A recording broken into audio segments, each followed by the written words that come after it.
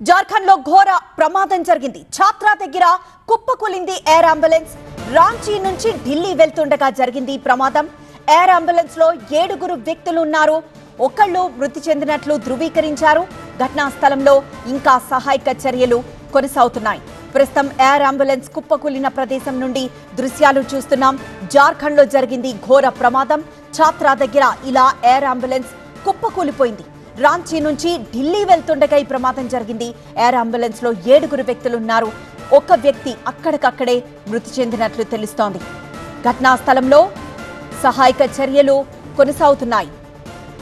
ప్రస్తుతం ఒక వ్యక్తి చనిపోయినట్లు తెలుస్తుంది. మిగతా వాళ్ళ ఆరోగ్య పరిస్థితి విషమంగానే ఉన్నట్లు చెప్తున్నారు. అది ఎయిర్ అంబులెన్స్ ఢిల్లీకి వెళ్తోంది రాంచీ నుంచి.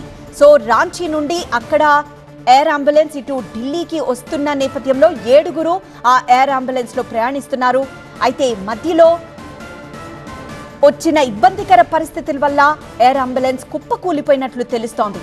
ఛాత్రా దగ్గర కుప్పకూలింది. జార్ఖండ్ లోని ఛాత్రా దగ్గర జరిగింది ఘోర ప్రమాదం. రాంచీ నుంచి ఢిల్లీ వెళ్తున్న ఎయిర్ అంబులెన్స్ ఇలా పూర్తిగా కుప్పకూలిపోయింది. ఈ ఘటనలో ఒకరు మృతి చెందారు.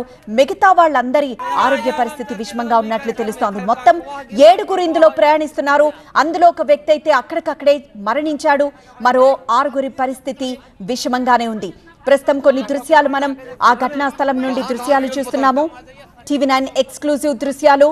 రాంచీ నుండి ప్రయాణించిన ఆ ఢిల్లీకి మరికొద్దిసేపట్లో చేరుకోవాల్సిన ఈ ఎయిర్ అంబులెన్స్ ఒక్కసారిగా కుప్పకూలిపోయింది.